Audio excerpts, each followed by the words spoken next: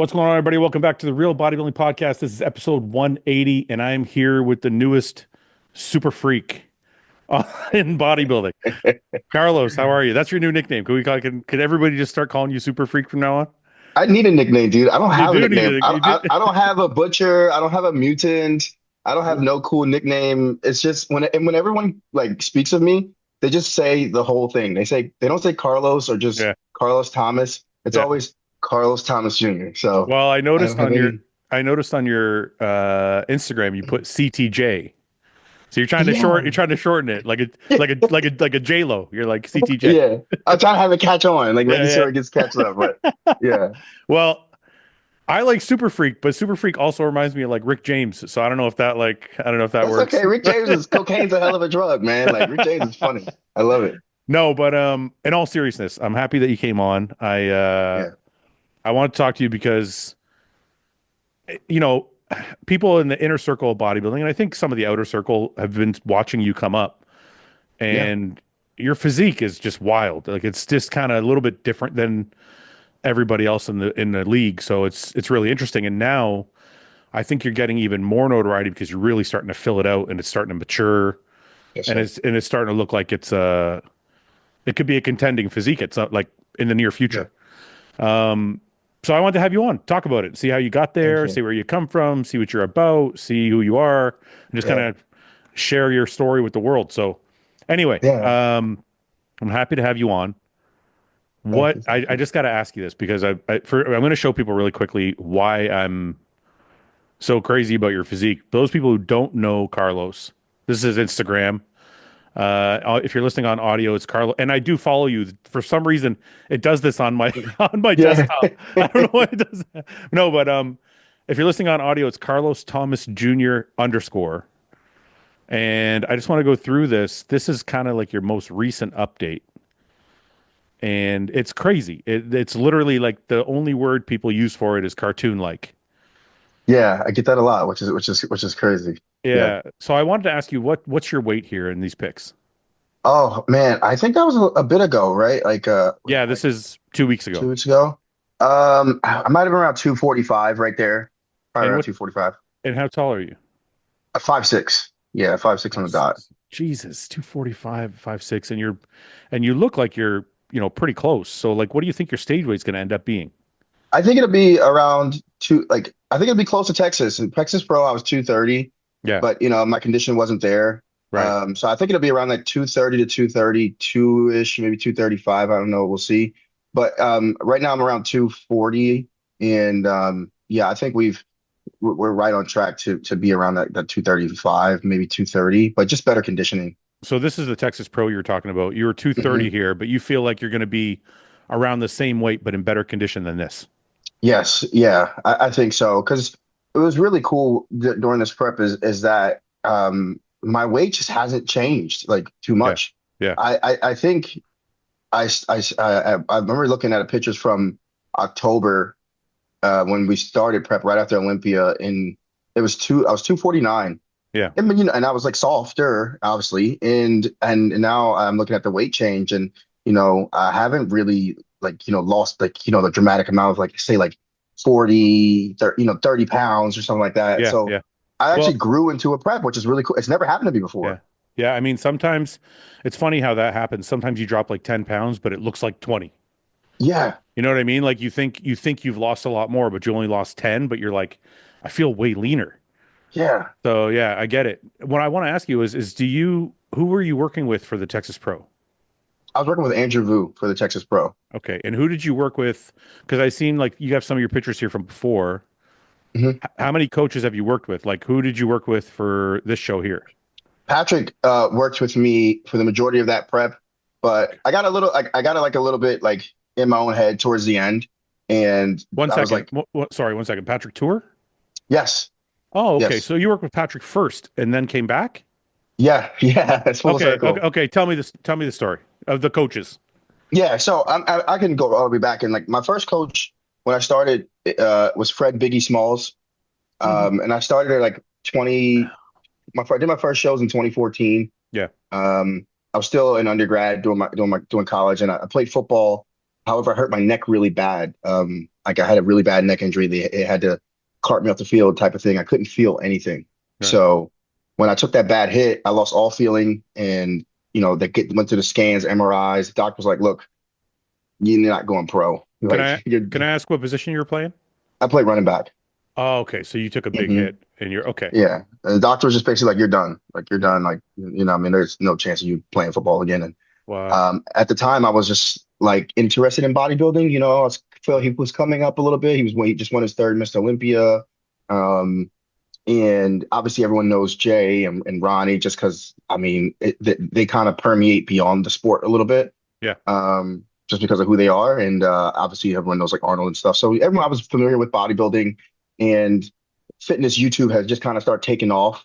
Hmm. So I was like looking and trying to like, how to get better for football. So I was kind of actually looking into bodybuilding training so I can get stronger for football.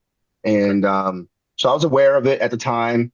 And I just Googled trainers in Delaware, bodybuilding trainers in Delaware. And then Fred Biggie Smalls popped up.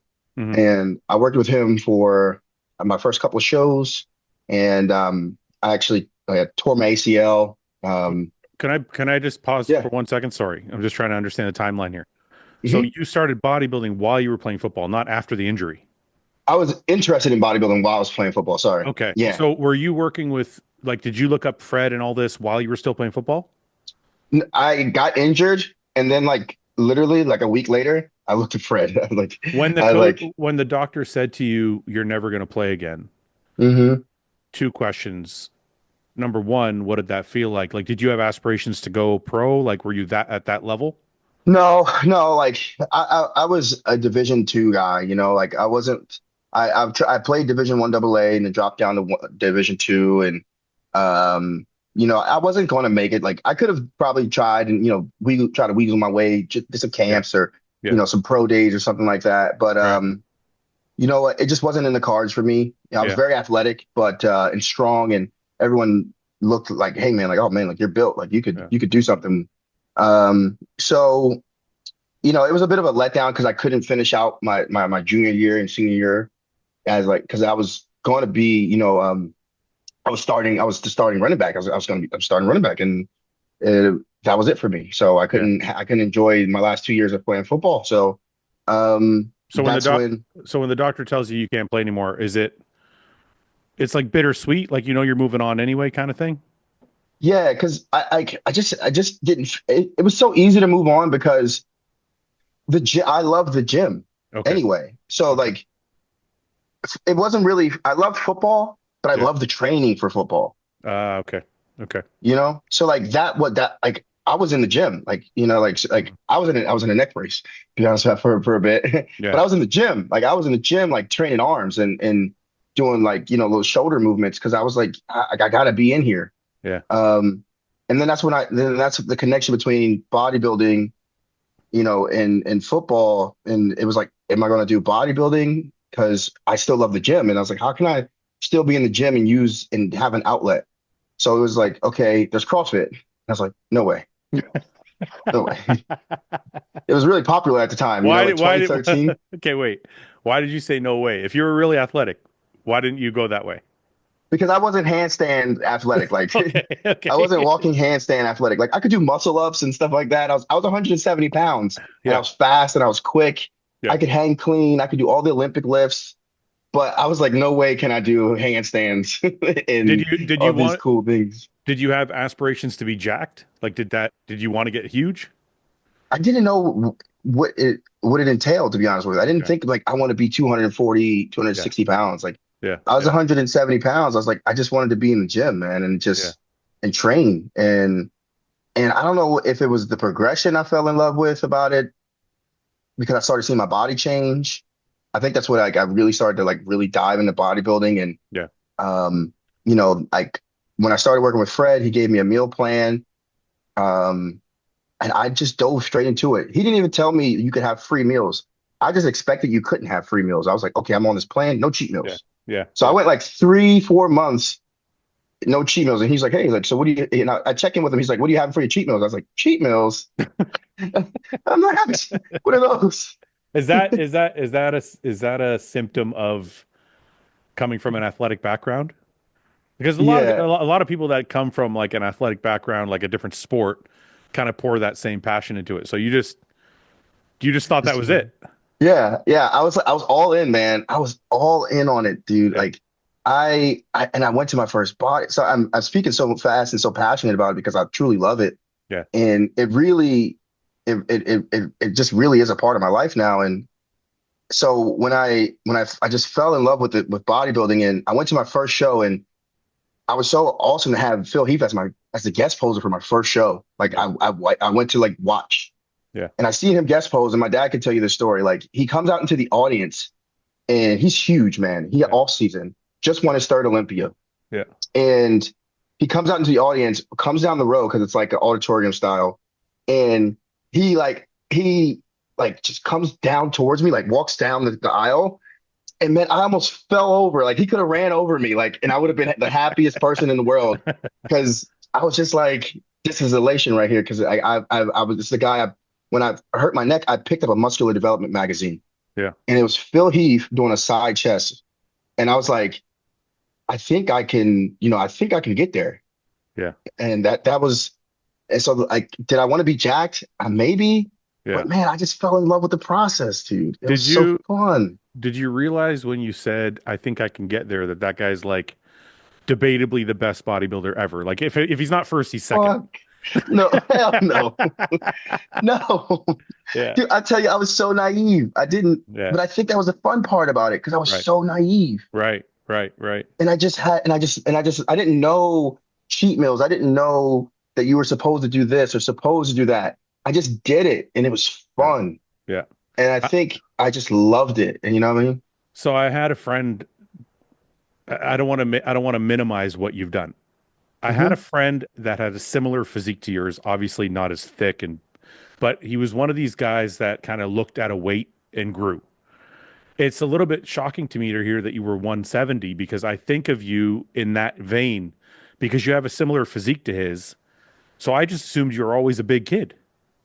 Mm-mm. So, so you were a small guy that developed all this muscle. Yeah, yeah. I was a middleweight. I was a middleweight bodybuilder. This is And you. that This is you here. yes, that was my first national show. I was actually working with Dave Palumbo for that show. Okay. Um, and that was my first national show. And I was still natural there. Like I didn't know anything about it. About it, like Yeah. doing anything. Yeah. And and this is when forums were kind of still around. Yeah. So and this national show was 2 days. So it was Friday and a Saturday. Yeah. And I got last place, like Okay. dead last. It was 16 out of 16, and I was the last 16th on the list. I Oh was no. bad. And I just remember going on the forums and seeing Chris Aceto say, Carlos Thomas, like big legs, but looks young. And Okay. I was like, man, like at least I made an impression. I got big legs. So Yeah. I was happy. So I didn't know what it meant to be last place. So like I didn't get discouraged. I Okay, didn't know. I got to back you up a little bit. I'm sorry. We keep jumping around. It's my No, fault. it's okay. And that's all Let me right. I'm having a good time. so you leave football, you start Yeah. working with Fred, you're a few months in. What happens after that? Do you do a show with Fred? Does he Oh, put you? yes. Okay, so Yes. take me through the Sorry. progression with Fred. So, like I said, I didn't know I was supposed to have cheat meals. So like I went 3 months of like no, like just strictly on what he told me to eat. Right. And I saw my body change. Like I was a pretty lean guy already, Hmm. but I had never saw ab veins or, my quads do like this split in the middle. I'm like, what is that thing? Like, Yeah. that's cool. Yeah. And and the reason I got so like into like seeing Phil Heath and I wanted to emulate that side chest so much because I saw that like split that he had between his hamstring and his glute. Yeah. Yeah. And I was Yeah. like, I want that. I was like, I don't Yeah. know what that is, but I want that. You got that now. Yeah, and I worked on it. I got it. And so, it was just like these changes were happening to my body, and Yeah. eventually was allowed to have like I knew what cheat meals were, and I was able to actually have something to eat. Yeah. Yeah.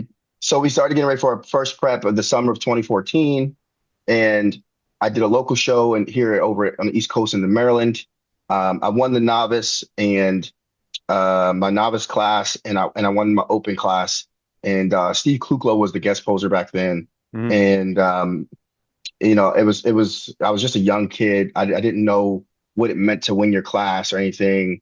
Um, and then I went back to Fred the next day, and he goes, "You want to do another show?" I was like, "Yeah, I'll do another one." And he's like, "Okay, Universe is like in 2 weeks. You want to do like Universe?" So I was like, "Cool, I'll do Universe." So I just didn't even know about it. My dad and I, we signed up because right up in Jersey, went up to Jersey, did the Universe, came in fourth in the middleweights. Okay. And I was happy with that Yeah. because again, I had no idea what it meant to win your pro card or to, because social media was still like Well, very nascent, right? well, Like at this point, you'd only been bodybuilding for what, like a year? not even a year, like 6 months. How was, explain to me how your first prep felt. Because Fred knows what he's doing. He's a good coach. So he probably Hmm. put you through a real prep. What did a lot of people have like horror stories with their first prep, but you seem like you were so excited about it. Like, was your first prep Yeah. easy? Was it great seeing yourself get lean? Like, what was the first prep like? It was great. Because again, I think like that naivete, right? It was like Yeah. I didn't know what I just knew I had low carbs. Right. I didn't, I'm like, I'm tired. I didn't know it was supposed to be like, oh man. I think you don't know until people tell you, right? Right. You're like, Right. man, Right. you're on low carbs. You're supposed to be suffering. You're Right. like, oh, I'm supposed to be suffering? Yeah. Okay, well, I guess I'm tired now. So your Yeah. mind Yeah. thinks Yeah. it's supposed to be feeling tired, but I was Right. on low carbs and I just was living my working. I was personal training, Yeah. and I was doing all what I needed to do. I didn't know like that I was tired or I didn't know what overtraining was. Right. I was on the Stairmaster doing hit before I knew it was hit like intervals. I'm Right. going after a leg day because I thought that's what I needed to do. Right. I Right. did it. I had no idea. And I think in that fact of having no idea, it made it fun because Right. I didn't know like, oh man, I'm supposed to be suffering. Right. Like I didn't know that. Can I tell you what's so funny about what you're saying? We talk on, and you said you're a fan of the show, so you probably Yeah. you probably heard us talk about this before, but there's so many instances where me and Ben, for example, or me and James, or me and Ian will be on the show and we'll talk about how people are over analyzing the sport and they're taking the fun out of it for themselves. And it's almost like that's kind of what you're saying. You're almost saying that like you had a lot more fun when you didn't know what the fuck it was. You're just going in there, you're Exactly. lifting, you're doing cardio, you're eating whatever the hell your coach tells you to. You're not overthinking like, oh, I'm supposed to eat this or I'm supposed to train this way. I'm supposed to do slow negatives or I'm supposed to do what it was Yeah. like you're just doing it. And that's what we try and always like express to people is if you start to dissect it too far, you take all the enjoyment out of it. That's Yeah, and we can touch upon that because I actually did that later okay. on, like Okay. in my career. After winning my pro card, I did that. I took the enjoyment out of it because I thought it had to be a job now, or I had to take it Yeah. seriously because Yeah. I had to live into this potential of mine, Okay. Well, and I let's kind of yeah. But we'll talk about that later. yeah, let's go But back yes, to you do the first two shows. You take fourth at the universe. hmm and Is we do either one more show. does either one of those shows or the next one you're gonna tell me about? Does at any point in there are you like I can make this a career, or are you still just having fun? I'm still just having fun. I'm still just having Okay. fun. Like Okay. so we go to Teen Collegiate Masters, Okay. and that's like another. I think like was that in like I think it was at the end of or J July, so another like 3 weeks. Mhm. And I had a comparison to this, and it was really cool to see that like which each show I didn't know it. I got leaner and leaner, and Yeah. I was kind of fat on my first show, but then the second show I got a little leaner, and then this third show I had like glute lines come in, and I was like, Yeah. man, I got really lean. Yeah. Um, so I did Teen Collegiate Masters, and I got to this is when Cody Montgomery was on his run. He was killing it. So I got to see him.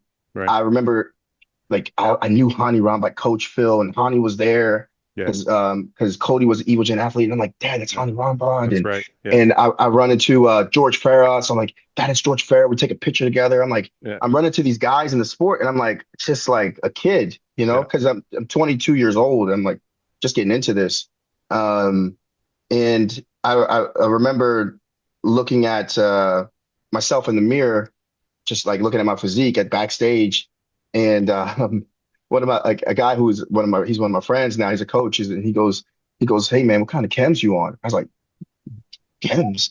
What are chems, dude? I was like, what are chems? Yeah. And and that's like my first experience with him actually telling me like, no man, what's your cycle? And I'm like, Yeah. I don't know, Yeah. bro. I'm just kind of doing what I'm doing here. I'm like, so Yeah. I'll give him like my meal plan. I'm like, this is what I'm Oh, doing. no. He probably thought you were full of shit. He's like, fuck Yeah. you. Tell me the truth. Like this is what I'm doing, dude. Like, I don't Yeah. know. Yeah. And I was like, my coach told me to take an expel, so I'm taking these. Oh, Like the no. little Yeah. Yeah. MHP expel. Yeah. So like I'm taking these things, man. Like Yeah. that's my cycle. And so but yeah, like he probably thought I was full of shit at the time. Yeah. Like For this sure. guy's For sure he did. There's no way. So, um so I actually did light heavy because I weighed a little heavier in this show. I was like 170, 178, or I missed the cutoff by like 2 pounds. yeah. So I came in second in the light heavies, which was cool to me Yeah. because I was like, I came in second in light heavies and I was Yeah. like probably the lightest guy on stage. Right. Right. So then after that, I tore my ACL just by like, I mean, just messing around like in the parking lot, slipped. It was probably something I think I did. Looking back at it in hindsight, I tweaked my left knee playing football and it Yeah. always felt a little funny. Hmm. Um, and so I go back to college to finish my senior year, and it was just like a little rainy outside, and I take a bad step, and next thing I know, like I felt a pop in my knee, Mm. and it felt okay, but then it didn't feel okay, and then it swelled up like a balloon, and I Mm. got an MRI on it, and like it was like I tore my ACL. So that's why I took 2 years off, and 2016 is where you see me at when I worked with Dave Palumbo and I did that nationals. Did you have surgery on the ACL? I did have it repaired, yes. So then you couldn't, how long did you stay out of training for? I know you took 2 years off, but like, how long did you have to like not train legs or anything like that? I didn't train legs for, I got the surgery in December of 2014, and I didn't train like direct, like leg stuff is outside of outside of therapy Yeah. for like 6 to 7 months. Oh, wow. Yeah, yeah. And Were you, I was lucky. were I you had a still, guy, sorry, go ahead. no, I was going to say, were you still going in and train upper body? Yeah, yeah. I was in there in the mobilizer, like just training the upper body. I just had no clue. The That's doctor's like, great. you can go to the gym and do some stuff. And I'm like in a mobilizer in my left leg and I'm Yeah. just doing things. And I actually ran into a local bodybuilder, Vic Del Campo. And he had won his pro card back in the USA's around like the early mid 2000s. And he had tore his quad. Yeah. So, and he was like, hey man, like I tore my quad. Let me show you how I brought mine back. Yeah.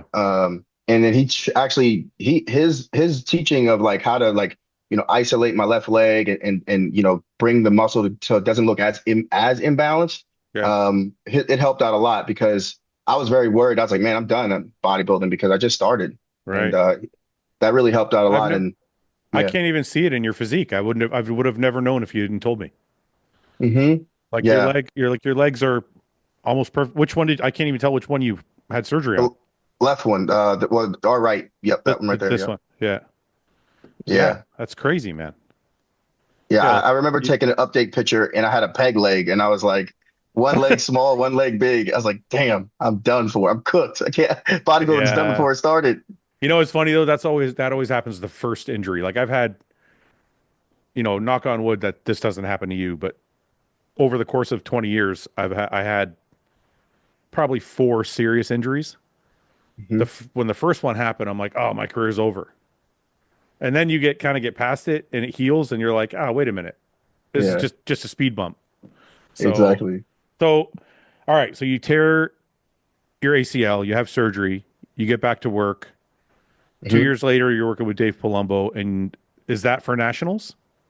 Yeah, that was at 2016 Nationals. Yeah. And then where I came in last place. Um, Wait, before you go on. So you had come off taking second, then you had hurt yourself, then you take last. At that point, are you still feeling like good about bodybuilding, or did it fuck with your head that you took last? I still feeling good because again, Okay. like I didn't know much. I've just started. Yeah. I just started really getting into it. Right. Um, so I graduated my undergrad, and I'm like doing internships and stuff, and so I'm still kind of focusing on life stuff, but Right. I'm bodybuilding and getting my leg together. Right. So when I did the nationals in 2016, I come in last.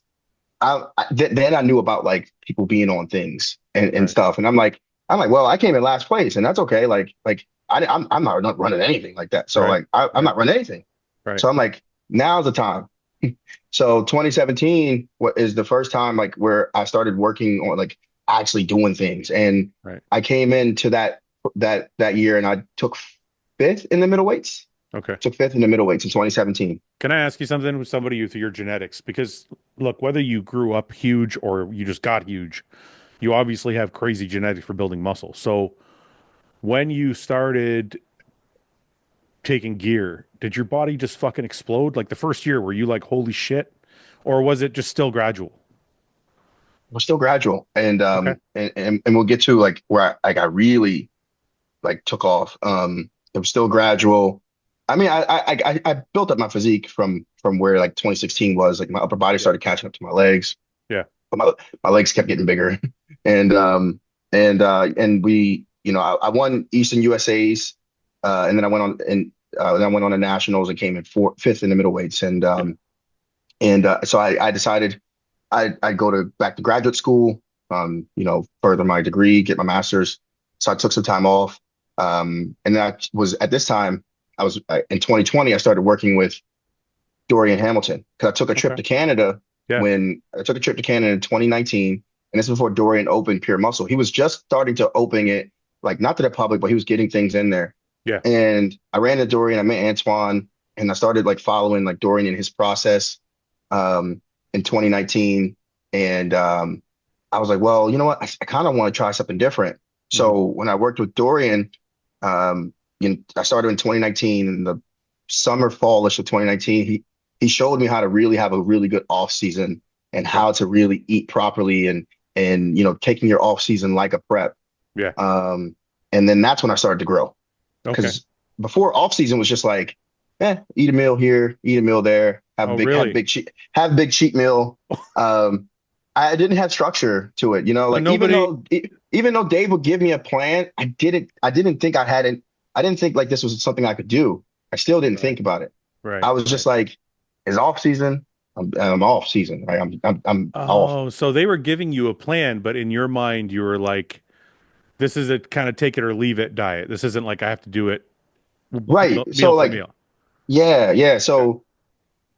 So until like I really started talking to Dory, and he was like, yo, man, like you could really do this. Like Right. you can do this. You could really be something special. And I was like, really? Like, and so that we took it. So I was like, okay, I'm taking the off season seriously. So not saying I didn't take it serious, but I would say I was like 70%. I got you. Like I got I you. wasn't I wasn't all in. Yeah. So Yeah. when I went all in with him, with Dorian, I started growing a little bit more.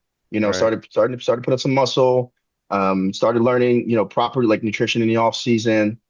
Started learning more about gear and what to take and what not to take and how to Right. properly have proper health supplementations and Yeah. things like that, blood work, all these things. So Dorian really educated me, brought me up to another level.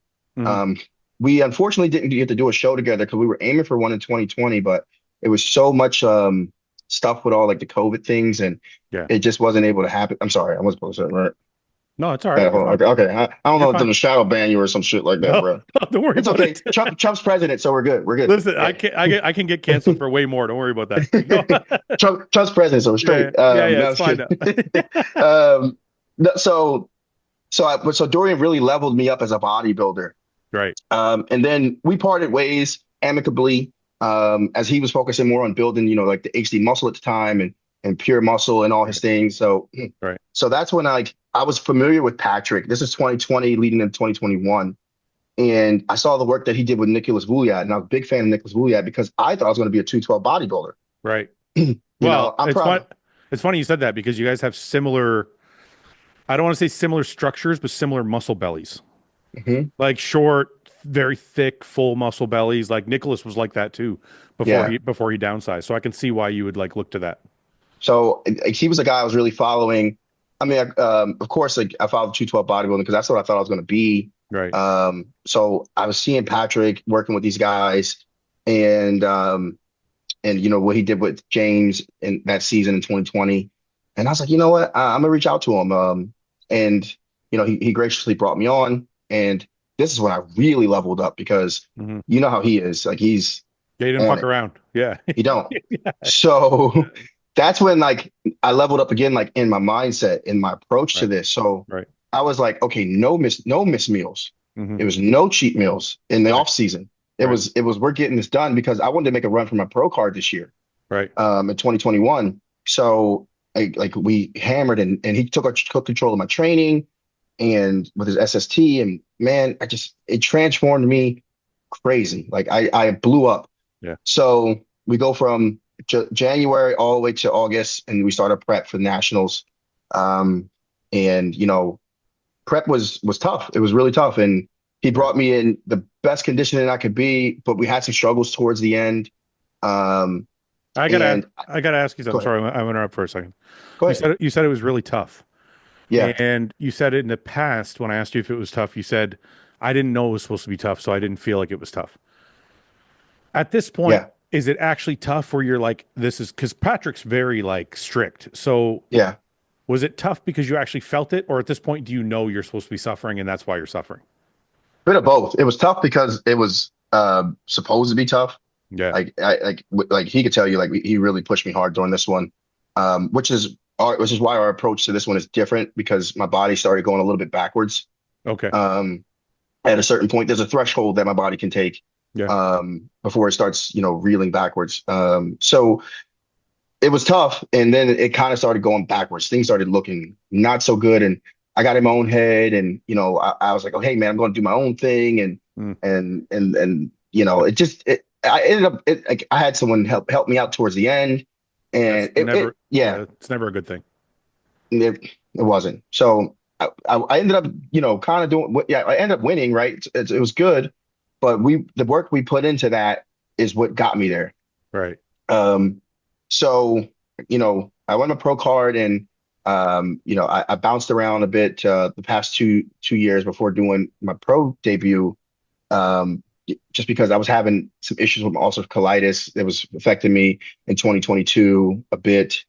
So I took that year off and then it flared up again in 2023 and I had to pull out of New York because of that. And it took me a while to really get it under control. And that's when I linked up with Andrew Vu Yeah. in 2023, and we did Texas, and eventually I came back full circle to Patrick. We had a call, and I told him we just said, hey man, we got some unfinished business to do. Right. But I got to ask you, why did you go? Because that Texas show, you look pretty good, and you were third to two top Olympians. Like Andrew and Hunter, I believe, were first and second at that show. Hmm. So I wouldn't say that was a bad showing. Like that's pretty incredible to be right behind two top 10 Olympians and look pretty good. So what made you leave the coach to go back to Patrick? Because you look pretty good, or did you feel like you could have looked better? No, I looked good for what we could do for everything that was going on. Yeah. Um, but there was just something, at the end of the day where I was just like, I had a really good run with him at the Hmm. time. And I know that my mindset during that time was just one that I've never experienced before. Right. I was locked. I was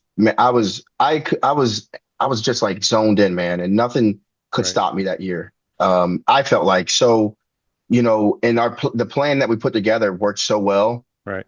that I was like, you know what? I think that's kind of what I need right now. Can I ask you? And I don't even want to say I worked with Patrick. Me and Patrick have had some conversations, but Hmm. I generally get the idea of what he's like based on, a bunch of my friends have worked with him, and I've had like the conversations I've had with him. He really takes full control. Like it's not a matter of control as much as it is like the general consensus I get from people I talk to that work with him is you don't want to disappoint him. Is that kind of what makes you go above and beyond? Like he has a very high expectation of you? Yeah, yeah, yeah, and it elevates the expectations of yourself. Right. You want to perform. Right.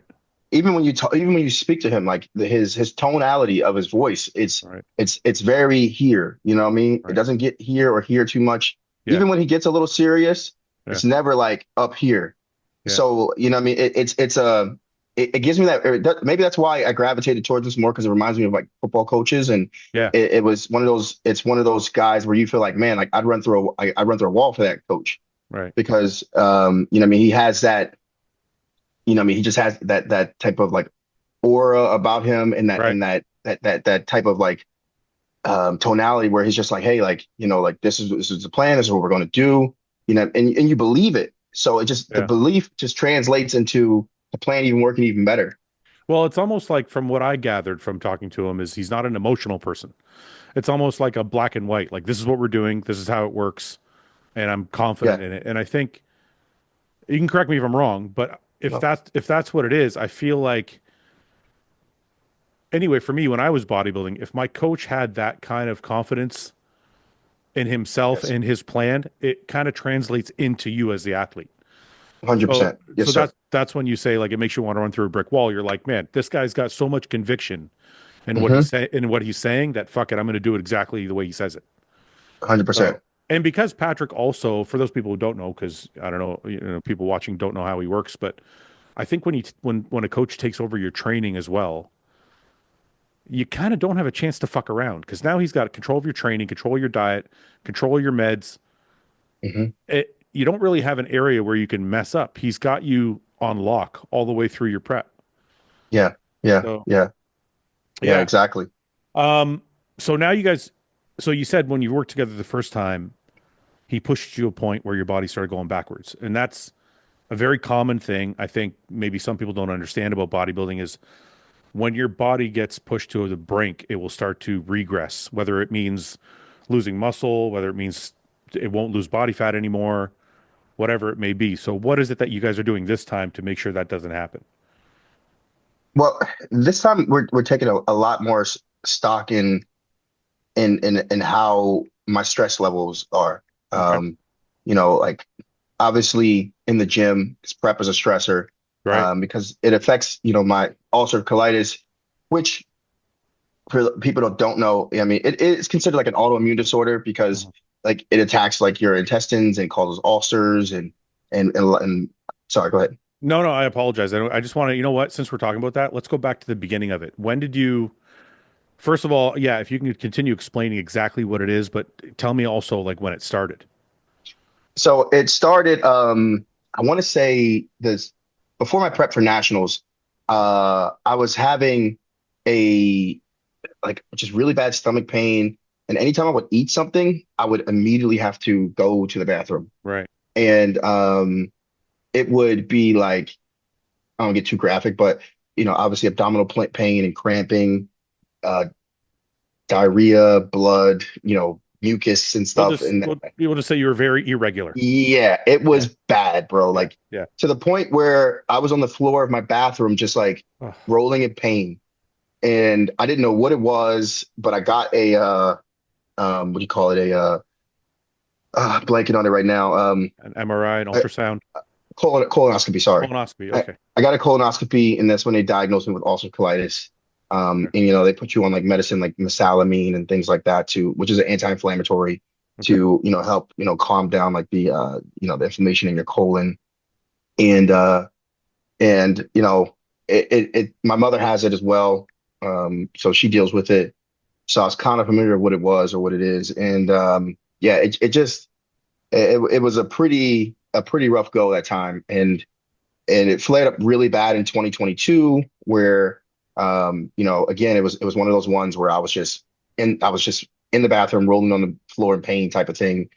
And then once again before New York Pro, I had another bad flare up where it was just like terrible. So we were just trying to get it under control, and figure out how, I can still bodybuild and, not have these issues. And I think a Right. lot of it was just like stress in life during the time. And then, you know, not really knowing, what foods were probably upsetting my stomach or, did we have the right dosage for the medication they're giving me?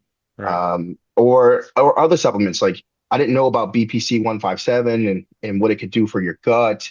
And I can touch on like, the people I've consulted with who've helped me greatly and Sure. who's, led me where I am today, where I feel like I have no issues. I'm actually in remission for it. So I haven't had much issues with the ulcer colitis. A little mini flare-ups here and there, but nothing too crazy. Right. So yeah, that's kind of like what happened is, I was diagnosed in 2021, and then had these frequent flare-ups, severe flare-ups throughout the past 2 years. So we were just aware of, okay, how can we keep that under control, Right. where your body doesn't, start to fight back, for one, because that's what it does, and then two, how can we make sure you don't have any like flare-ups? Because if I have a really hard day in the gym training, I've even found that out. Like if Yeah. I push myself too far, I'm in the bathroom the next day.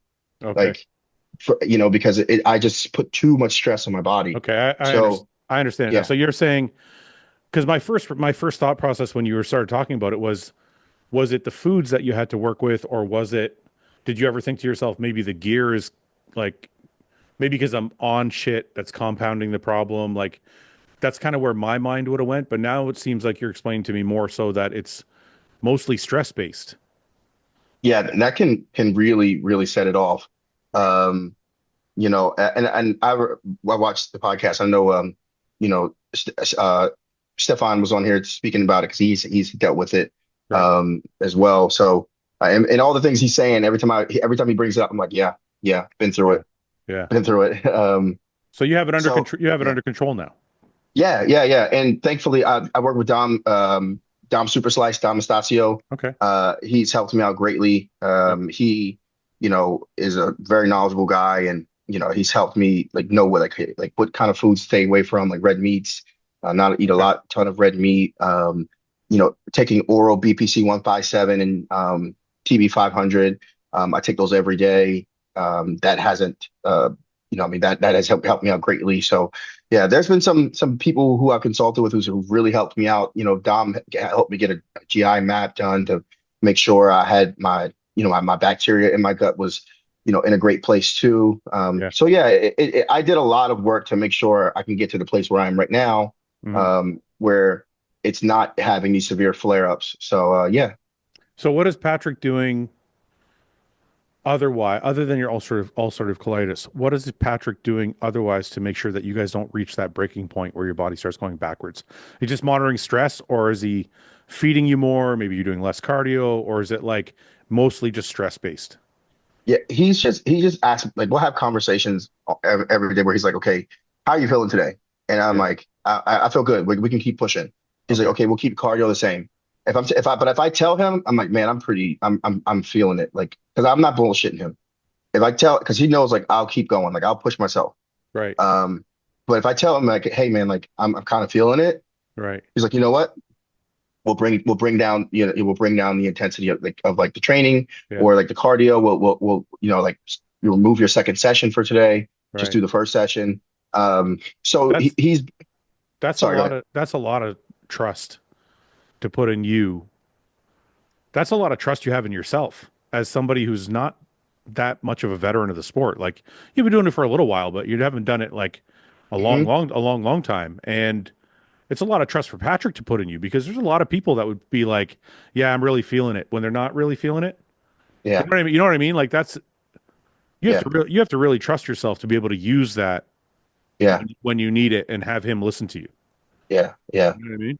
yeah. I think the thing is, like, we both know how good I can be, Right. and that I won't. I'd err on the side of going too far, and then it would put me in a bad situation. Right. So Patrick is almost like a limiter to myself, because like I will do more harm than good for myself. Right. Right. Because and I know as bodybuilders we're almost all like that, right? We'll Yeah. all we'll Yeah. all eat less food, we'll all do more cardio, we'll all train harder. Um, and Yeah. sometimes I've learned, as you said, I'm not quite the veteran in the sport, but I've learned, it sounds so silly, but like sometimes it's not about that, right? Sometimes it is about, Yeah. hey, like maybe take your foot off the gas pedal a little bit, Yeah. kind of like what you said John did for you, right? Like It you when yeah, it's not silly at all. You're actually speaking 100% facts. We're all insane, or else we wouldn't be doing this. yeah, And I don't want to say every single guy I've met, but probably 8 out of 10 bodybuilders would bury themselves in a hole trying to get in shape uh without even realizing it. And yeah, like you said, taking your foot off the gas sometimes is the key to actually getting better, when it's totally counterintuitive to us as bodybuilders, because we're just thinking, well, if I'm not good enough, then I got to go harder. Hmm. So it takes a lot of wherewithal. So yeah, that's another thing. Like, look, man, if you've learned that this early in your career, then man, hats off to you. That's only like going to be a feather in your cap moving forward for the next 10 years or however long you do this for. Because Yeah, yeah, that's something a lot of bodybuilders don't learn till closer to the end of their career. yeah, So yeah, yeah. yeah. That's something that we've worked on. I think that's helped us out a lot. We haven't really added food in, um, because like my body's it doesn't really need a lot of food to stay full. Hmm. Um, but like that's what we'll do. We'll make sure I get extra rest here, extra Right. rest there. Right. Um, make sure the training intent focus that just training stays good. Yeah. How's your training? Like I'm still very strong. Obviously, like you lose a little bit of strength, but I'm pretty strong towards the end of this prep.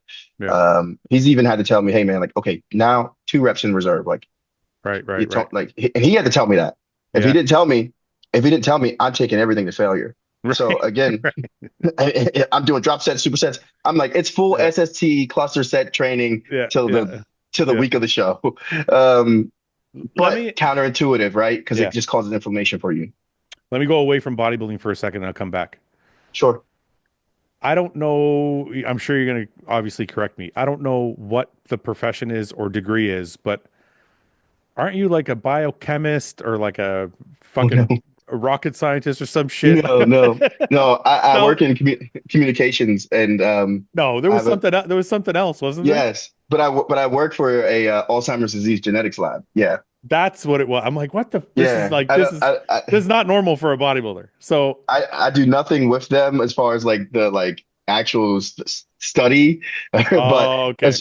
but I mean I manage the study basically. I'm like I'm somewhat like a project manager.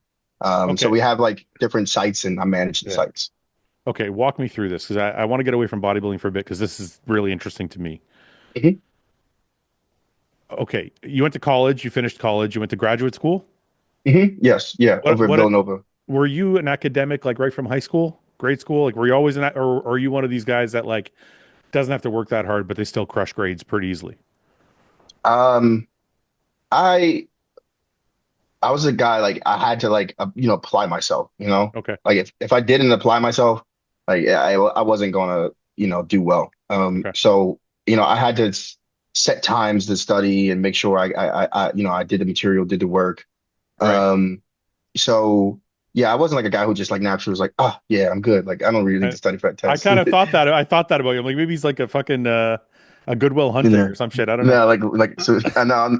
So I had to, like, yeah, I had to work for it, and that's why I had to separate myself from okay, now is the time to work for like my degree versus Right. competing and doing bodybuilding because I'm an all-in guy. Like Yeah. I had to either be this thing or this thing.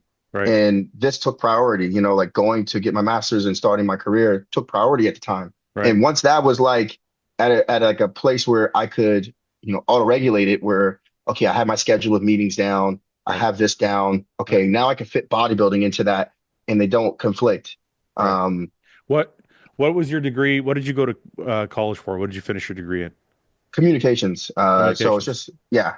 So I got my master's in communications, my undergrad as well, and Okay. I did an internship over here in Philadelphia for a Alzheimer's disease research center, Okay. um, and that's how I kind of just fell into like the Alzheimer's disease research, area, where like the study, the thing I do now is it's called ACAD. Uh, it's Asian cohort for Alzheimer's disease, and what they do is they study the genetics of Asian Americans and Canadians, and look at the impact of Alzheimer's disease. So they have some sites in Canada and some sites in the States, and I just basically help project manage the different sites. So you're not working on a scientific level. You're working on a like a organizational level. Yes, yes, yes, Okay. yeah, Okay. Okay. I thought yeah. okay. I was totally mistaken No then. I way. was A lot of people ask me that. They're like, man, like, so yeah, aren't you like you work with like brains, right? I'm like, no, wrong. I help manage the people who work with brains. Like, yeah. Okay, let me ask you this because I used to work in a kind of professional field when I started bodybuilding before I turned pro, but I was getting a little bit bigger. Mhm. Is it ever embarrassing for you, or do you ever feel self-conscious working around normal people being jacked as fuck. When I have to wear like slacks and like a shirt, and obviously like Yeah. not all of my shirts are tailored, so like they might be like a little wider in the waist, and I have to keep tucking them in. That's like Fits like a I'm a, garbage bag. yeah, like in my head, I'm kind of like to myself, I'm like, "Oh, man, why'd I get this big? I wish I was smaller Yeah. because all my clothes used to be so tapered. I used Yeah. to Yeah. so I used to think that a lot. But a lot of my coworkers, they're fine with like I eat my meals and stuff. But I Yeah. work from home now, so it's easier too. Ah, okay. Okay. Yeah, that's that boy. If I still had to go to office, I Yeah. probably wouldn't be. Probably still wouldn't be working for. That's what happened to me, man. I was working in an office and I was going, I wouldn't even wear dress shirts. I was wearing like collared like polo shirts. I have those too. Yeah. Just in the summer, that's what I wear Yeah, because it's that's so it. hot. Yeah. Yeah. So uh and I was probably like 280 pounds, not like a good 280 pounds, like a sloppy. Well, Yeah, because this is like my third year of bodybuilding. So I was like a fat 280 pounds. So I'm like, I remember my brother was my boss. He's the one who's like the VP of the company at the time. Mhm. And he's like, look, man, you got to make a decision. You either got to go bodybuild or you got to do this shit because I can't have you walking into meetings with like executives at GM sweating Sweating. in a polo shirt, like Yeah, looking like you're going to bust out of it. It's just not going to work. You're going to have to like downsize and like be normal and I'm like, no way. yeah, I can't do it, man. I'm sorry. I'm too far down this fucking road already.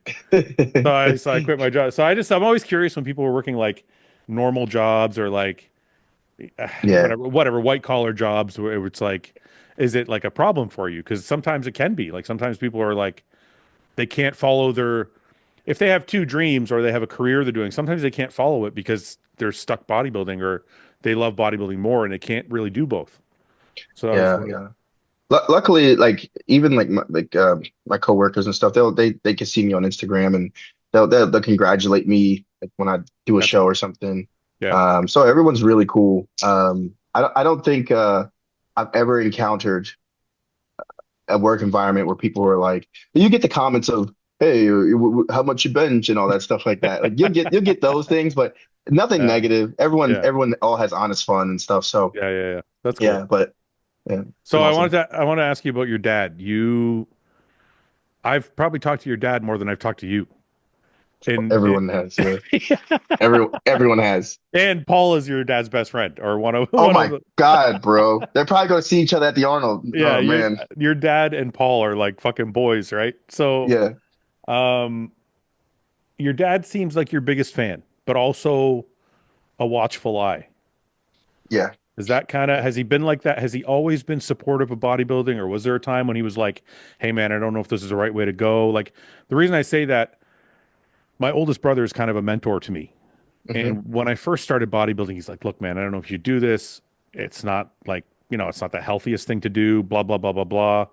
And then after I just kind of kept going and started to get better, then he became like my supporter and like advisor, I guess, right? Did you and your dad have that kind of relationship, or was your dad always all in, kind of pushing you from the start? And anything I've ever done, he's always been like all in, whether it was track and field, football, Yeah, any sport that I've done, going to school. He's always really supported me. Him and my mother have been great, pillars of support. I'm super blessed, man, because a lot of people don't get that. I hear a lot like of your story where it's like yeah, you had to kind of make them believe through yeah, your success and coming up in the sport or whatever you were doing. right. And I was awesome enough that where, I started bodybuilding. My dad was just always like, okay, you're bodybuilding, we're bodybuilding. That's So fucking awesome. let's Yeah, do it. yeah, And I think he knows more about the sport than me sometimes. So yeah. I know. when we go to these events, he's a very outgoing person, and Hmm. I'm becoming more outgoing as I've gotten older, but I'm more of the like introverted person, and I like to have one-on-one conversations, and uh, now when I meet people, I'm more outgoing because I've kind of rubbed off my dad's personality kind of rubbed off on me, Right. but I have a limit. I have a social battery. He Yeah, has yeah. no battery. He has a supercharger, Your and he will dad, go. He will go all your day, and I don't dad, know how he does it. dude, your Dude, dad, when we go out, he's out with Chris Comier I all know, night, I like know, having a good time. I know. And I'm in the hotel room like this, like, I gotta sleep. Your dad's the life of the fucking party. He's like, He is. he's out there mingling and fucking meeting everybody, and like it's cool as fuck. Yeah. But But it feels like, and correct me if I'm wrong, but it feels like there's a very serious side to him as well, in a sense that yes. he's watching out for you contract wise. And is he also your advisor? I don't want to say manager because it's probably too formal, but like, do you go to Yeah. him for advice on contracts and stuff like that? Yes, I do. Because he has his own HVAC and plumbing business, so he deals with, obviously, and having his own contract and putting bids in for numbers and Right. stuff like that. And Right. so I always like to ask him, like, hey man, like what are your thoughts on this? Hmm. And we'll sit down and we'll talk and we'll have conversations, or on a weekly basis or a daily basis, just Yeah. like about like, hey man, how's your prep going? All right, let's sit down, like let's look at how everything's going. And he's just as involved as anybody else. Right. So yeah, he is, he's my father, he's one of my best friends, what I mean? Like he's in the gym with me like a training partner, pushing me, making sure I stay safe, but also making sure I push myself. So, he's been a very integral part of, my bodybuilding career. And yeah, him and my mother. My mother's more behind the scenes, like she's Yeah. supportive, like she's like, yeah, go baby, go. But my dad's up there with a drink in his hand Yeah. Yeah. in the Yeah. front of the row, like, let's go. And yeah, he's about it. Carlos, Um, how old are you? so yeah, I'm 32. 32. Obviously, you don't live at home anymore. So how often Yeah. do you see your parents quite a bit, or do you just talk to them on the phone, or like how often do you see your parents? Um, so we talk on the phone quite a bit. But for this prep, I did decided to, spend more time at home because I like to just be around them because when I get in prep mode, I tend to isolate myself Yeah, I know. That's a a little normal bit thing. more. Yeah. Yeah. And as I've gotten older, I've seen them getting older.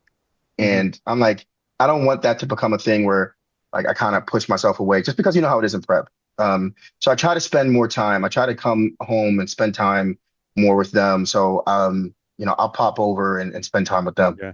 Man, you're figuring out things halfway through your career. It took me my whole career to figure out. Because I was because no, because it's funny because I was that guy. Like I would get into prep and I would get very isolated. Like I didn't want to answer the phone to anybody. I didn't want to go anywhere. And Mhm. my parents got old. Like I was bodybuilding for 20 years, so 20 years of their life went by, and I didn't see them as much as I should have until after I was retired. So it's good that you're kind of picking all this up like on the way, kind of thing. Are you married? No, no Girlfriend? relationship. Yeah, Kids? no kids, Still fucking just still out there. That's good. no Um, kids, brother. I don't. Congrats to everyone who can manage that, but in my head, I can't see it right now. yeah, it's I hard. do want kids. I do want kids, but Yeah, I just can't see like I think because I'm still in the way up climbing, I feel like yeah. that I just don't really see it yet. Like how can people manage? Like hats off to them though. I Hats know. off to them. Listen, I've said it multiple times. Like I saw, a lot of times it comes because they have a strong partner. But there's still like even Fred Smalls. Like you work with Fred Smalls. I think he had Oh man, a couple he's got like kids. yeah, he's got like four kids. I think four Yeah, man. kids. I would see pictures of him prepping. He would post a picture at like Dairy Queen. He'd be like, I'm Hmm. in the middle of prep, and he's like with his kids. His kids are eating fucking ice cream. I'm like, I'm not doing that shit, man. I'm like fucking. So I gotta ask you this since that came up. Are you a food guy at all? I know Patrick. I know Patrick's no bullshit, but like Yeah, I bro. I know he's not a cheat meal guy, but are you like what is that? Yeah, yeah. I'm a foodie. I say I picked the wrong profession all the time Yeah. because I'm like I could if I could just like be on my Anthony Bourdain type stuff and just Oh my travel God, that's and amazing. and and and eat and just talk shit to people, it would be Yeah, great. Like that would be like the best life that's because it. you would just travel and eat and talk shit. Let's do it. Let's do it. Me and you will start a show. We're just gonna travel Yeah, and dude. fucking eat. Man, we could do it, dude. We could Yeah. do it because I love food, man, and I love experiencing different cultures. But I don't know, like food to me. I remember you mentioned it on it was like a social thing, like you guys were like everyone would come over for dinners and stuff, Yeah. and That's how it was when like we would gather around, my family would come around and huge family gatherings, house packed so full of people and food, and it's so hot because there's so many people and it's so Yeah. much food, and Yeah. like that was like my life growing up, and so like I love, man, I'm a big foodie. Yeah. I, That's I'm awesome. much better. I'm much controlled now Yeah. because like I would get the post prep, like blow up, Yeah. but Those I've, are the best. I've, I've learned it's not quite as healthy when How do I can't you move. Okay, but you picked literally of all the coaches in the industry, you picked the fucking hardest one to work with when it comes to having cheat meals. How are you managing that?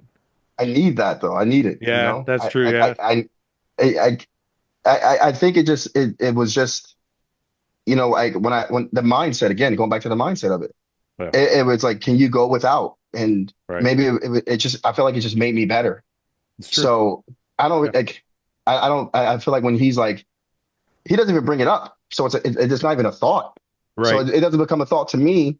And in prep, I don't even think about it, Well, except for like, now, thanks to me. yeah, except for now. Yeah, bro. Now I'm like, man, Sorry. let's Sorry. go get a couple, Yeah. quarter pounders and smash like some French A fries. bad influence, man. I'm sorry. Okay, before I get back to bodybuilding, Mhm. I had Akeem on last week or the week before, I can't remember. And he was talking about we were talking about his passion for cars. Is there something I'm just curious of everybody. Sometimes I'm just curious what makes people tick.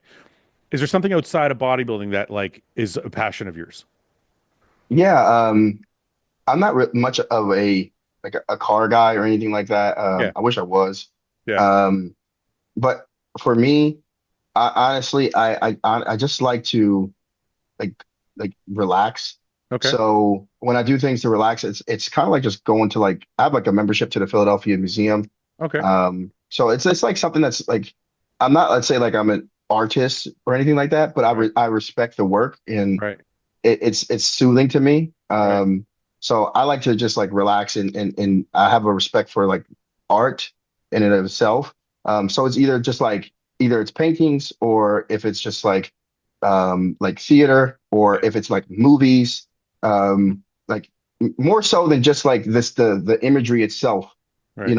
I like the cinematography of it. Right. Right. The like when it comes to movies, I like the score and the music. Like I'll listen to the scores of the music if they had of the movie. Yeah. So I don't like stuff like that, because maybe because I'm an artistic person. Like I'm not a good drawer. Like Yeah. I'm not like a guy who can, create music. Right. So I'm very much, I have a lot of admiration for it. So I like to consume that type of stuff. Is there part of you that's jealous? Because sometimes like I love music. Hmm. And sometimes when I see like a drummer playing a song or a fucking guitarist, I'm a little bit jealous. I'm like, I wish I could do that. Is there Yeah. is there part of you that's like more than admiration? Is almost like jealousy? I, I think I always think to myself, if I could just do that, I would, if I could just do that, man, like I'd be like, when I was a kid, I was like, man, if I could play the guitar, I'd be getting so many girls. It never happened. I never did it. I always wonder if that's true because I've thought that too. I'm like, man, if I could play the guitar, fucking chicks would just Yeah, I become. think, Yeah, yeah, they would love it. So, I always wonder yeah, if it's a that's. little bit of I admiration, wonder if yes. that's true though, because a lot of guys when they start bodybuilding, they think the same thing. Oh, once I start bodybuilding, chicks are going to come fly, and then that never Opposite. happens. Yeah, Never. it's the opposite. It's the opposite. You get some That's schmoes hollering at you. that's right. That's Uh, that seems sounds like a very like intellectual hobby. Like I don't know. I think I've been to a museum once in my life. I think because I get very anxious a lot, like Okay, that I like things that calm me down. they're peaceful. So when, Yeah. yeah, so when it's too much like up here, Right. Right. Right. like, and it's too much stimulation, Right. it kind of just like, it overwhelms me, and Right. I'm just kind of, so I like to just like be calm sometimes, so Yeah. so like when I go to like the museum or something, I've been to it many times, and they have new expositions and stuff, but one, it's interesting to see, Yeah. but two, it's also just a very calm environment. Right. Everyone's there just quiet, moving around, making little comments and things like that. So Right. I really do enjoy those. And even like going to the movie theater, Yeah. or the theater itself is just like, it's also very quiet, like Hopefully Right. you don't have anyone talking. I hate Yeah, that. yeah, yeah, yeah. But it's also very quiet, you know, it's also very quiet and you know, you just immerse yourself in the scene. Right. Um, so maybe it's more of an escapism because I Mhm. like to, yeah, because everything in my life sometimes can get so much like you're up at 5 a.m., you're doing your cardio, you know what I mean, Yeah. you're getting your meals prepared for the day, you're working. So it's always Right. like by the end of the day, it's just go, go, go, go, go. Right. So I like to just have a time where I can just breathe and let my shoulders down. And I find that like say like consuming like art or movies or theater. That's really interesting to me, you know that because as an anxious person, or I wouldn't say I'm anxious anymore, but as a person who went through a period of pretty deep anxiety in my life, I always thought I had to drown out the anxiety. That's why I always liked fast cars or now Mm, motorcycles. Like I always felt like if my anxiety's here, if I do something louder, it will quiet the anxiety because I'll just be thinking about that louder thing. I never thought I never thought to myself, why don't you do something peaceful and see if that chills you out? So it's kind of yeah, you know what? Maybe I'm gonna try that. I'm gonna try that. yeah, I'm gonna yeah. go. I'm gonna go to a Go to the museum or museum. like yeah, or like a like I don't know somewhere. I'm gonna go somewhere like that and just be like I'm gonna report back and be like, you know what? It worked. I feel better. Let let me know. Let me know. So, and it's like honestly, I think it comes from just being like into when I was younger, I was into martial arts Hmm. and a lot of that was, you know, because a lot of that wasn't as like it was more like peaceful and being able to, Right. you know, control your controlled aggression. Right. And I did martial arts before I did football. So every time when I get too like overly excited, I like to try to find ways to calm myself down. So that's like breath work. Like in the morning, I do like I have an app called Insight Timer, Okay. and they have like tons of different meditations and daily prayers and daily gratitudes, and it's great. It's free. It's amazing. I don't get paid by them, so plug in for no reason. But they should sponsor me. But anyway, so but it's great.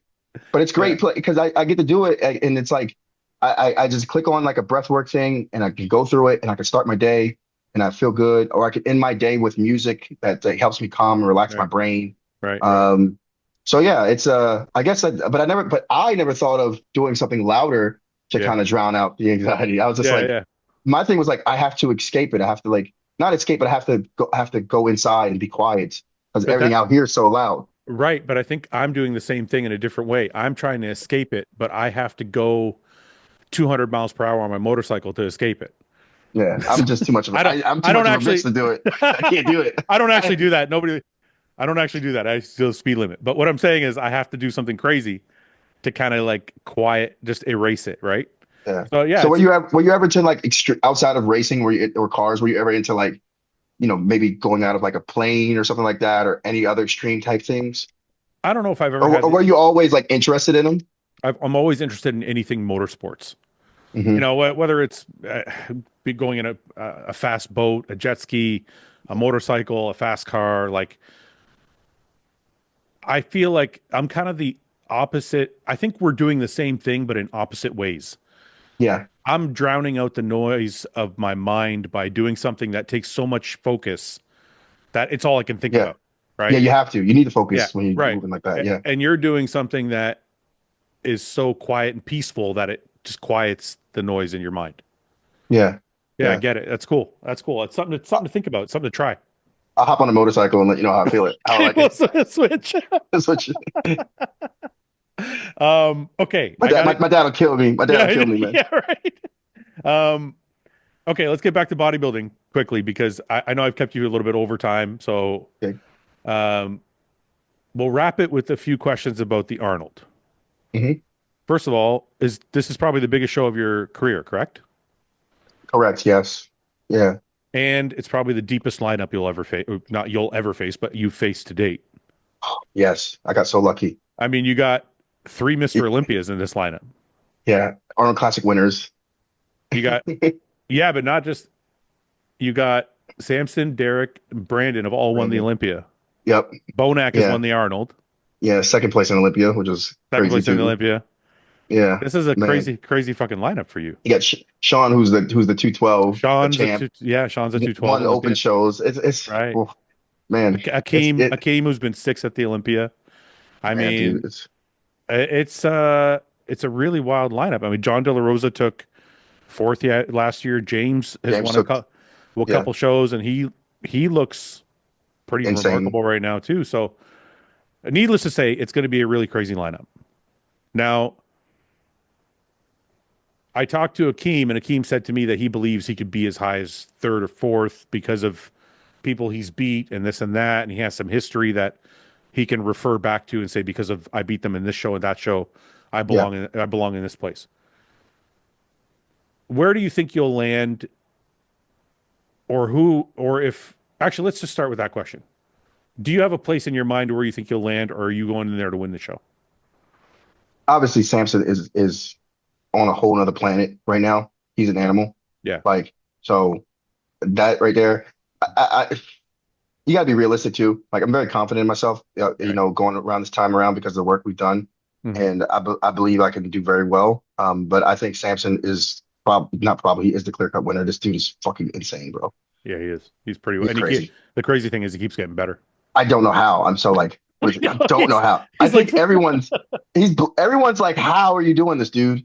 How? I think it's because he's more fresh than the rest of the guys in terms of, he's approaching 40. I think I can't always fuck this up. I think he's 37 now or 38. Um, but I think he started at like 29 or something like that. Yeah, So yeah. I think he's He's older. hitting that maturity Yeah, finally. he's older, but in bodybuilding terms, he's not old. Yeah, yeah. He's So, finally hitting that bodybuilding maturity. right. Yeah, Yeah, it's about 10 years from when you start yeah. to really And start to like, yeah. So, what a hell of a time to hit it. Goddamn. all right. So here's Samson, and then we Yes. have Derek is And also Mr. Olympia. So how does that? yes, yes. I would love to be standing next to Derek because obviously we're comparable with the height and everything.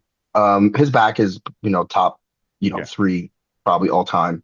yeah, Um, but I think my back has come up enough to not be blown to bits, like smoked. Obviously, right, I think he could take those shots from me, but there are more shots than just the back double and back lat spread. And I right. think my back lat spread is very comparable. Um, but I think front doubles and front lat spread. I took you guys' advice. I remember you guys I told me was to bring it gonna down some. I was gonna ask you about that. Was that because of us? Yes, yeah, I was talking to you guys and I was That talking to Patrick about it, and he was like, "Gotta bring it down some." dude, I got to tell you, that's really fucking flattering because a lot of times on the show we talk about guys and we do constructive criticisms and some guys get offended. So it's really actually kind of flattering that you would take our advice on that lat spread and because the new one, it's like night and day. It's like Yeah, it's crazy how much better it looks. yeah. So I, So I appreciate that. yeah, And so I think, with the way I hit it now, I show a lot of like that chest thickness that I do have. yeah, Um, so I think the front lat spread, the front double, the side shots for Derek and I can be very, very comparable. And this is obviously I'm banking and I'm trusting, that we'll peak correctly because I think we're going to be in shape. hmm, And the only thing left would be to just peak, myself, right, which is something that we never really got to do. So I'm very excited for that. hmm, And then there's like, the ab and thigh most muscular. I think that I mean my most muscular could stand with the best of these guys up there. yeah, I mean obviously withstanding Samson.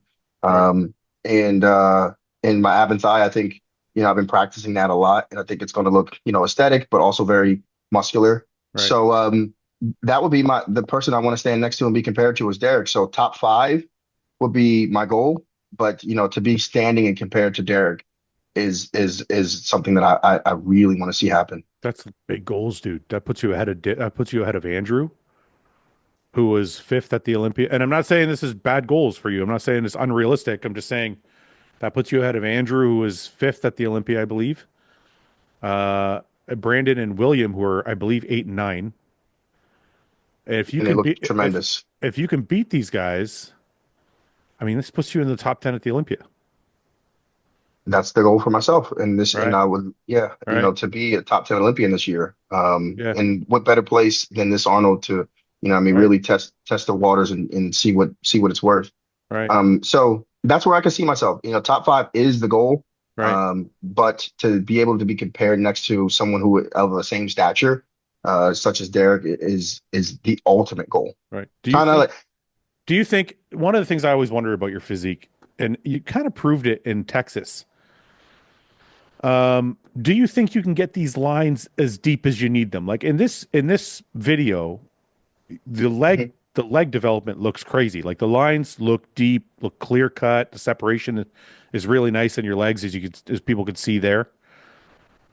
But it seems like you've gotten even bigger. So when I look at this, Mhm. and this is 2 weeks ago, so obviously you're leaner now, but is the separation going to come through in these legs? Because they're so big, it's almost like the separation is being lost a little bit.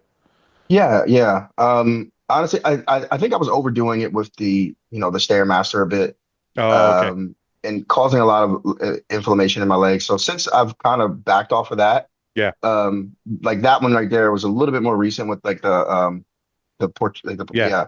So it's gotten a little bit deeper, but and that's when we yeah. started to back off the Stairmaster a little bit. Right, right, Um, right, so the thing about my legs is like they're very sensitive. right. Um, so training and cardio can easily cause a lot of localized inflammation down there. So just being smart with my cardio and my training these last few weeks has really brought them in. So yeah, I think that they'll be there, and I think that especially from the side, that hamstring and Yeah. glute tie-in will be there as well. Well, I mean, even I'm sure you're probably going to be leaner than this, but even in this shot, like everything looks clearly separated. So yeah, you've obviously demonstrated that, and this is old, so we can't really see much because this is fucking 30 weeks ago. Um, well, listen, I think my personal opinion, and I'm not going to blow smoke up your ass, but No, please. I think if you can get in the same condition as Derek, I don't see why you couldn't have a call out with him.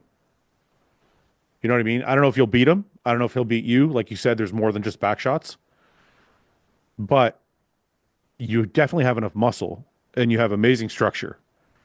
I think the only piece of the puzzle that is yet to be seen is the conditioning at 100%.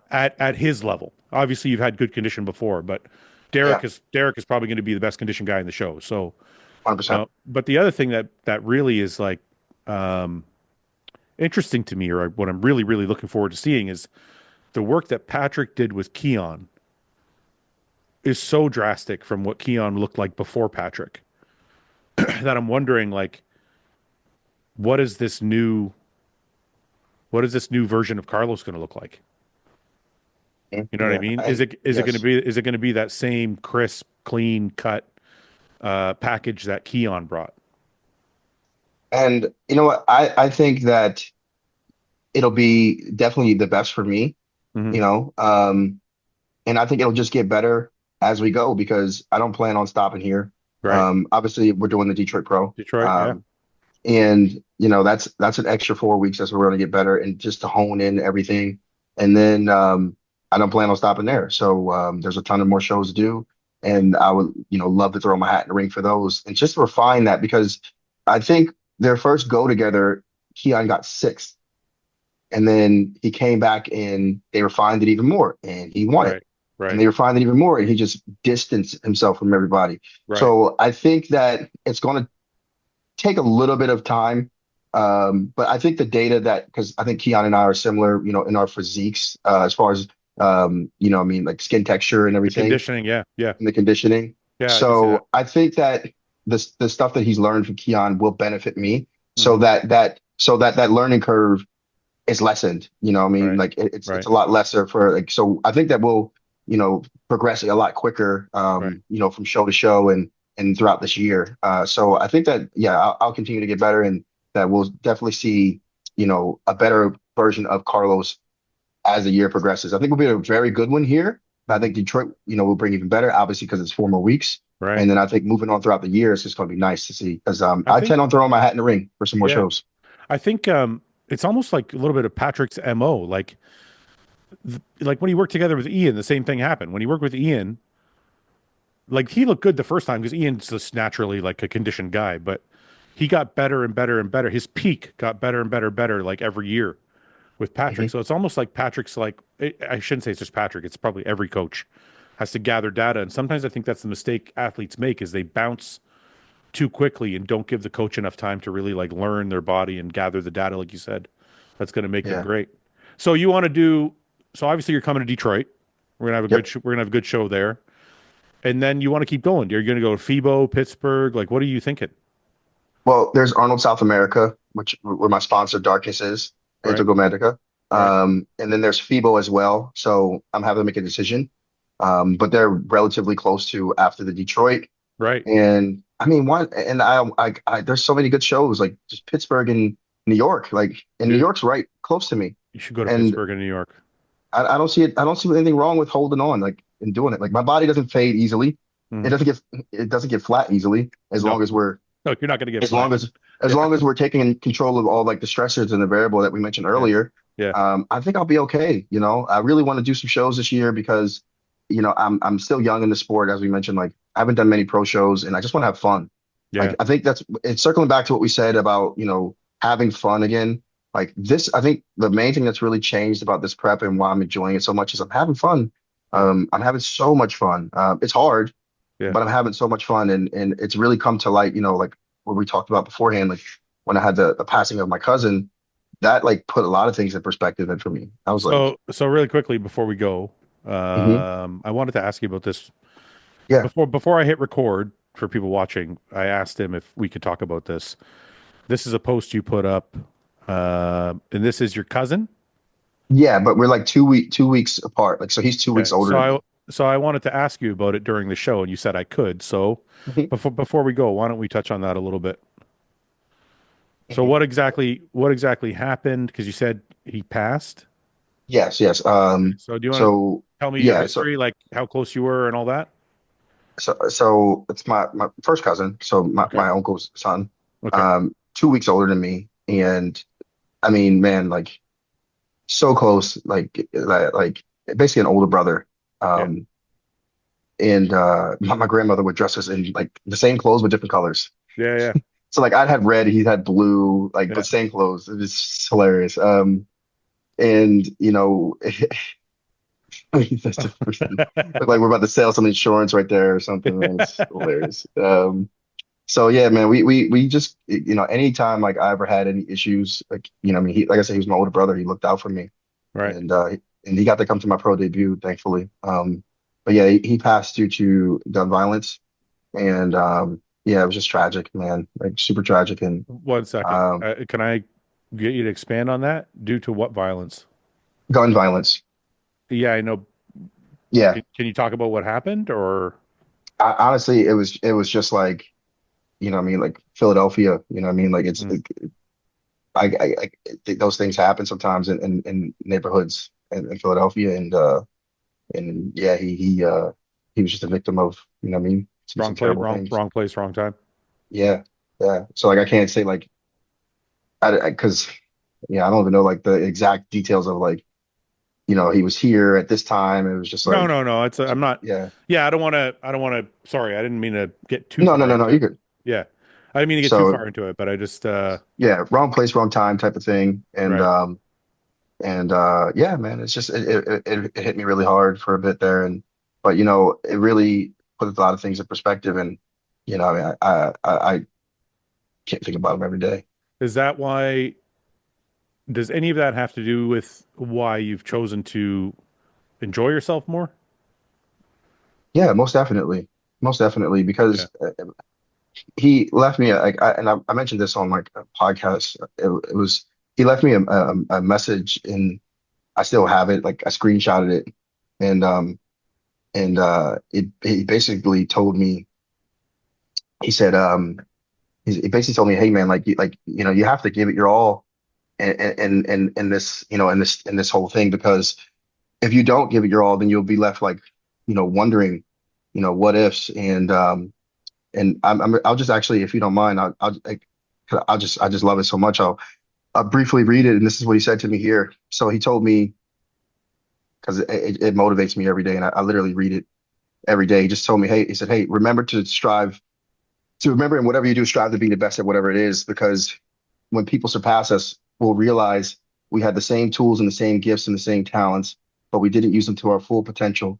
But if we give it all we got and we use those gifts and we use those talents, we'll be satisfied with our earnings, no matter what it is. I promise you. And he left me that Nice. because it was actually in October 2020, and I was in the middle of a prep.